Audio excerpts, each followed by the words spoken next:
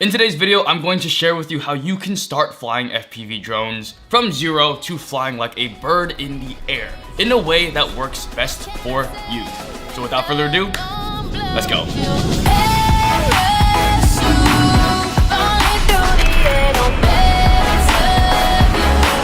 Today, I wanted to address a question I've been getting very recently and very often, which is how do I start flying FPV drones? I do feel I'm at a point where I'm getting more consistent work professionally as an FPV pilot, and I wanted to mix my experience with my research to give you guys a condensed video that breaks down everything and all these different paths you can take that will work best for you to get into FPV drones.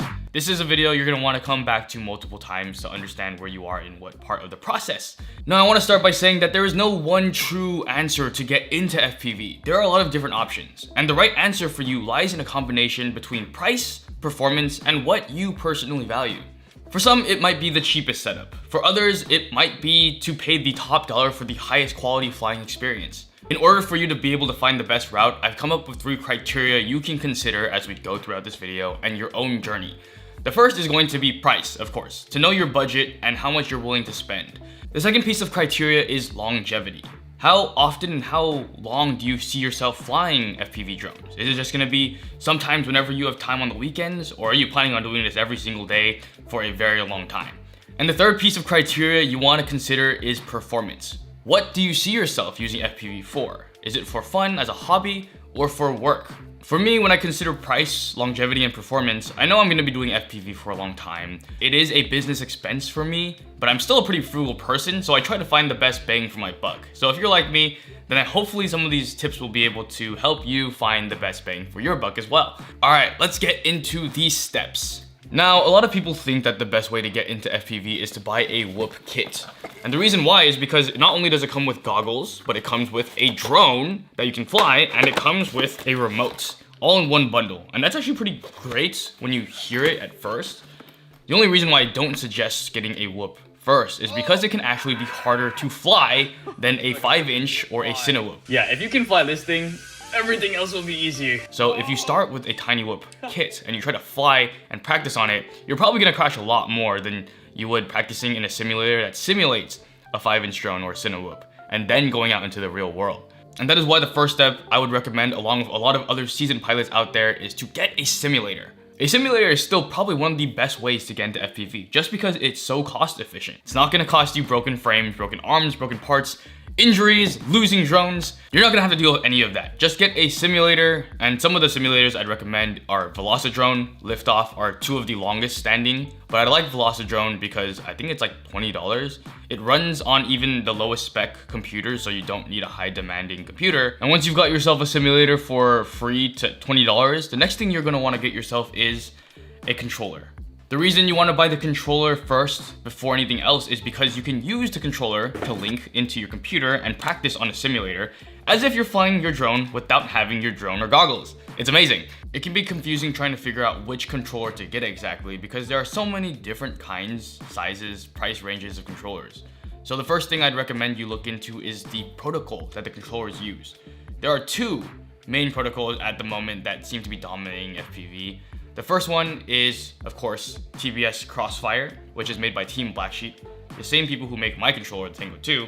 I would arguably call TBS the Apple of FPV world just because they've been so consistent with their performance, their quality, and their products over the last couple of years. They've proven themselves to be one of the GOATs of FPV. And recently, ELRS came out, which is an open source protocol that actually uses a lot of Crossfire's properties. So in that sense, I'd compare ELRS and TBS to like PC and Mac. ELRS tends to be more inexpensive because it's open source, so you can find a lot of controllers that use its protocol, while TBS, you have to stay within their ecosystem. You have to use their receivers, and you have to use their protocol modules in order to use them, which costs a little bit more. I personally have been using the Tango 2 for about 2 years now, and I absolutely love this remote. It is just perfect for my needs. It's super compact, it folds up, so whenever I need to travel, I can just stuff it into my bag. Portability is a huge thing for my values. For you, it might be a completely different value. Maybe you don't care about portability as much as you care about price and having more space on your controller and more switches. Talking about all the controllers that are available to us would take so long and it would probably get outdated quickly. So I'm just gonna leave a list of resources down below in the description for you to check out yourself. And once you finally get into your simulator, you're going to want to practice understanding exactly all the movements that your gimbal and your controller has on the drone. The main things you're going to want to look up more and practice yourself is going to be throttle control, so making sure you understand how to make your drone go up and down. Roll, so making your drone be able to roll. And understanding pitch, making your drone be able to go back and forth. Understanding those 4 basic elements of flying, and then practicing turns and putting it all together to get the movements that you want. And you're going to want to practice in the sim as much as possible, because the more time you spend in the sim getting familiar with how to keep your drone in the air, the less money you're going to have to spend on broken parts, the less stress you're going to have losing your drone. It's just worth time exponentially. The next step that we're going to consider is choosing a video system, and more excitingly, choosing your pair of goggles. When it comes to choosing goggles, there aren't as many options as there are controllers and drones, so it won't be as much of a headache in that sense, but there are 2 very important different routes to consider. The first one is analog and the second one is digital.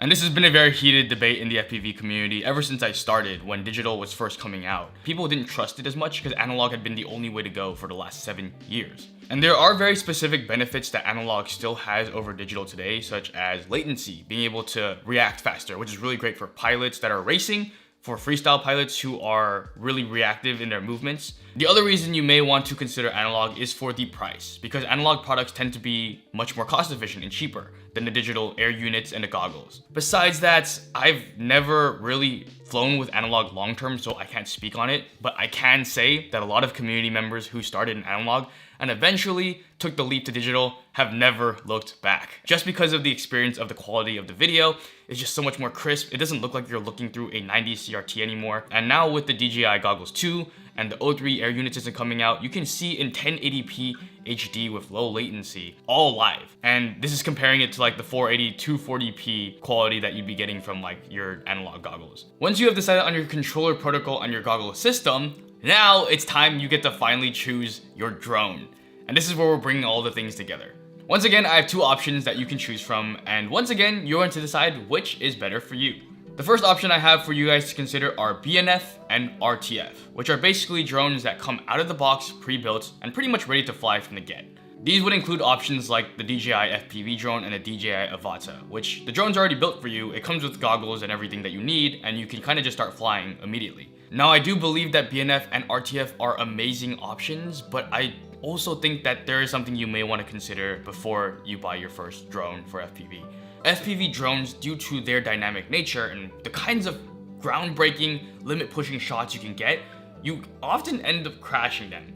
And then when you crash a drone that you don't understand how to fix, that's where it starts to become a problem. That is the reason why I would consider my second option I'm presenting you, and the option I'd recommend if you have the dedication and time, which is to build your first drone.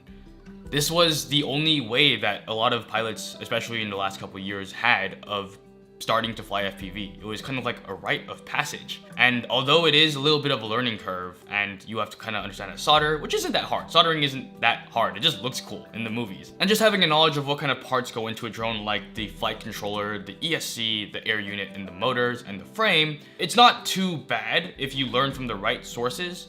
It just takes a little bit of time.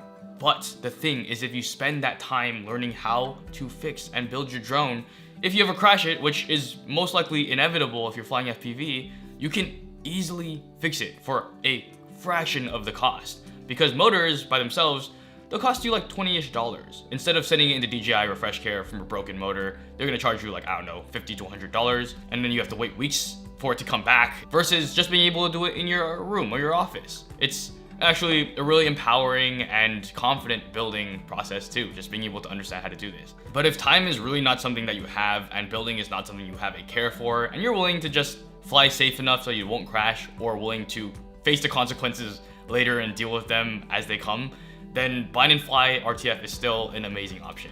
As far as brands for the drones go, I would recommend the Avata actually for a lot of beginners because of how safe the drone is. And I'd recommend Cinewhoops in general for beginners because they're a lot safer. They're not as powerful, so you might not send it over a bridge as easily as you would a 5-inch. And they're protected, so in case you ever do hit something, hopefully not someone, at least you're not gonna rip their skin open. This is much safer. The The two main drones I currently use are the newbie drone Cinema, which I wouldn't recommend to beginners because building this thing is a pain in the ass, if I'm being honest. One drone I know that's fairly simple to assemble is the Shen drone Squirt V2. It is literally like 6 different parts. It's a frame, a base, some standoffs, and the ducts. Yeah, building this drone is actually a really fun, rewarding process. It looks nice, it's simple. And then the other one, if you want to go the crazy 5-inch rip at up to 100 miles an hour routes, then I would look into a couple brands for frames and BNFs, which would be Diatone, Newbie Drone, iFlight, or the TBS Source 1, which is also a very simple build with just the arms, the bottom, and the top, and you're pretty much good to go. I'll put some more links to resources that you can look into to decide which one's best for you once again, and I'll also include some links to the parts and the drones you can buy if you want to just grab them right now. If this video has been helpful for you so far, please leave a like, please leave a comment about what you're thinking, and please subscribe along the journey, because I love you guys for watching the videos, and it would be great to be able to talk and see you guys more often. So thanks again for watching. Let's continue. Now you've gotten your simulator, you've gotten your controller, your goggles, and your drone. The next thing is just to start practicing to fly in real life. When it comes to finding a good practice space to start flying in, I'd recommend you find a vast open space with soft ground.